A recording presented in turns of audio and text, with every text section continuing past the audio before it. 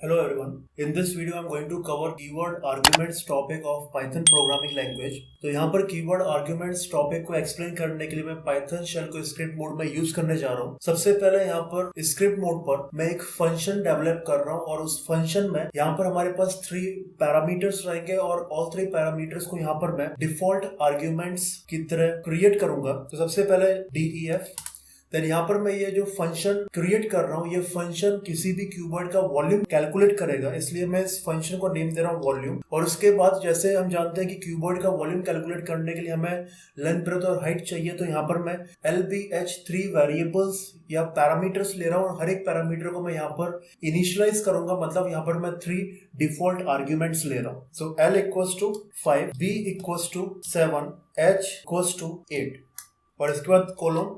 तो यहाँ पर हमारा वॉल्यूम फंक्शन का हेडर एंड हो रहा है, इसके बाद मैं वॉल्यूम फंक्शन का बॉडी स्टार्ट कर रहा हूँ और जैसे मैं यहाँ पे वॉल्यूम कैलकुलेट करना चाहता हूँ किसी भी क्यूबॉइड का, तो वॉल्यूम यहाँ पर मैं रिस्टोर करने वाला हूँ v वेरिएबल में।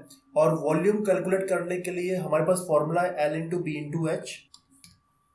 और इसके बाद यहाँ पर मैं v वेरिएबल की वैल्यू को रिटर्न करना चाहता हूँ as a result of this volume function, तो रिटर्न v। तो यहाँ पर ये फंक्शन एंड हो रहा है और जैसे कि मैंने यहाँ पर LBH को डिफॉल्ट आर्ग्यूमेंट सेट किया, तो किसी भी फंक्शन कॉल में अगर हम LBH की वैल्यूज अगर नहीं देते तो ये डिफॉल्ट वैल्यूज यूज कर ली जाएंगी और उसके अकॉर्डिंग यहाँ पर वॉल्यूम कैलकुलेट करके हमें रिजल्ट प्रोवाइड कर दिया जाएगा। अब हम फंक्शन कॉल के टाइम पर समझेंगे कि कीवर्ड आर्ग्यूमेंट्स क्या होते हैं। तो अब इस फंक्शन को, प्रोग्राम को एग्जीक्यूट करने के लिए मैं सेव कर रहा हूँ, आर्ग्यूमेंट्स, सेव। अब इस फंक्शन को यहाँ पर मैं एग्जीक्यूट करने जा रहा हूँ, सो Ctrl+F5। और यहाँ पर सबसे पहले जैसे कि मैंने अपने फंक्शन में ऑल 3 आर्ग्यूमेंट्स को डिफॉल्ट आर्ग्यूमेंट सेट किया, तो मैं वॉल्यूम फंक्शन को कॉल करने जा रहा हूँ without any argument in the function call. तो इसके लिए A = वॉल्यूम एम्प्टी पैरेंथेसिस।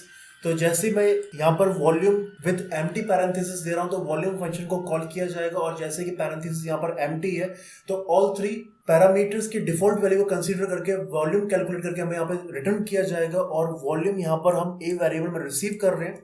इसके बाद अब मैं यहाँ पर वॉल्यूम को प्रिंट करना चाहता हूँ, तो प्रिंट A और यहाँ पे हमें वॉल्यूम मिल रहा है 280।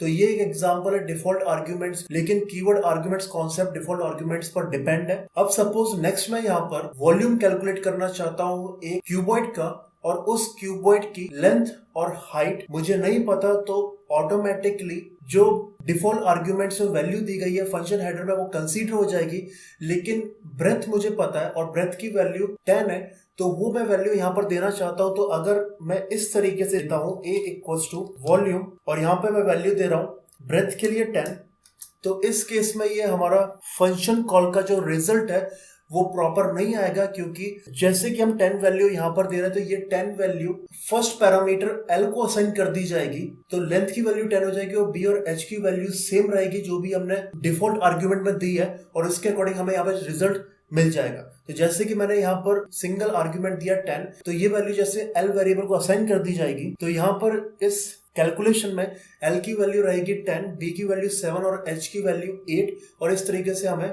560 रिजल्ट यहाँ पर मिलेगा। तो यहाँ पर मैं चेक करने जा रहा हूँ और देख सकते हैं हमें यहाँ पर 560 रिजल्ट मिल रहा है, लेकिन ये हमारे रिक्वायरमेंट के अकॉर्डिंग करेक्ट रिजल्ट नहीं है, क्योंकि यहाँ पर मैं चाहता हूँ कि ये 10 वैल्यू B पैरामीटर को मिले ना कि L पैरामीटर को, और उसके लिए हमें यहाँ पर कीवर्ड आर्ग्यूमेंट कॉन्सेप्ट का यूज करना पड़ता है।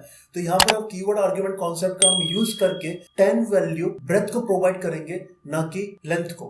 तो उसके लिए हमें कीवर्ड आर्ग्यूमेंट इस तरीके से प्रोवाइड करना पड़ता है A = वॉल्यूम और यहाँ पर हमें पैरामीटर का जो नेम है एग्जैक्टली सेम नेम यहाँ पर यूज करना पड़ता है B = और जैसे B को मैं 10 वैल्यू असाइन करना चाहता हूँ, सो = 10 और इसके बाद यहाँ पर ये हमारा फंक्शन एग्जीक्यूट प्रॉपर्ली हो जाएगा। तो इस केस में जैसे मैंने B = 10 लिखा है तो पैरामीटर B को 10 वैल्यू असाइन कर दी जाएगी और L और H की वैल्यू सेम रहने वाली है जो भी हमने डिफॉल्ट आर्ग्यूमेंट में वैल्यू दी है। तो इस केस में L की वैल्यू 5 रहने वाली है, B की 10 और H की 8 और इस तरीके से हमें रिजल्ट यहाँ पर 400 एज अ वॉल्यूम मिलेगा। तो यहाँ पर मैं रिजल्ट चेक करने जा रहा हूँ, सो प्रिंट A और यहाँ पर देख सकते हैं रिजल्ट हमें 400 मिल रहा है। अब नेक्स्ट केस ये है कि मैं इस बार ब्रेथ और हाइट की वैल्यूज प्रोवाइड करना चाहता हूँ और लेंथ की वैल्यू जो भी मैंने डिफॉल्ट आर्ग्यूमेंट में सेट किया मैं उसको एज इट इज यूज करना चाहता हूँ। तो सेम अगेन हमें कीवर्ड आर्ग्यूमेंट कॉन्सेप्ट का यूज करना पड़ेगा। तो मैं यहाँ पर यूज कर रहा हूँ a इक्वल्स टू वॉल्यूम, और इस बार लेंथ मेरे पास नहीं है लेकिन ब्रेथ की वैल्यू मेरे पास अवेलेबल है 12 और हाइट की वैल्यू भी मेरे पास अवेलेबल है 15।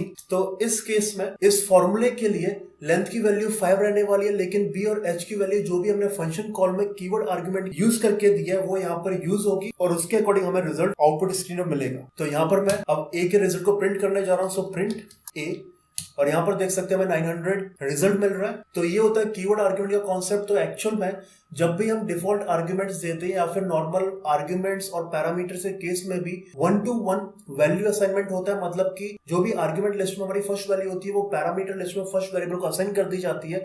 तो इस तरीके से 1-to-1 वैल्यू असाइनमेंट रहता है। लेकिन अगर हम 1-to-1 वैल्यू असाइनमेंट नहीं करना चाहते और अगर सपोज हम शुरू के पैरामीटर्स को वैल्यू असाइन ना करते हुए लास्ट के पर्टिकुलर पैरामीटर को वैल्यू असाइन करना चाहते हैं या फिर मिड में किसी पैरामीटर को वैल्यू असाइन करना चाहते हैं, तो उस केस के लिए हमें कीवर्ड आर्गुमेंट कॉन्सेप्ट का यूज इस तरीके से करना पड़ता है। और कीवर्ड आर्गुमेंट कॉन्सेप्ट का जब भी हम यूज कर रहे हैं तो सबसे इंपॉर्टेंट यहाँ पर यह रहता है कि हमें उस पर्टिकुलर पैरामीटर जो हमने हेडर में दिया है सेम नेम हमें यहाँ पर यूज करना पड़ता है और इक्वल साइन यूज करके हमें वैल्यू पैरामीटर को असाइन करनी होती है और इस तरीके से हमारा फंक्शन एग्जीक्यूट होता है। और जिस पैरामीटर की वैल्यू भी हम प्रोवाइड नहीं करते उनकी डिफॉल्ट वैल्यू कंसीडर करके फंक्शन एग्जीक्यूट किया जाता है और रिजल्ट हमें यहाँ पर रिटर्न कर दिया जाता है। तो ये है concept keyword arguments Python programming language में। ये कॉन्सेप्ट वहीं पर एंड हो रहा है। नेक्स्ट कॉन्सेप्ट मैं नेक्स्ट वीडियो में कवर करूंगा, तो इस वीडियो को मैं यहाँ पर एंड करने जा रहा हूँ।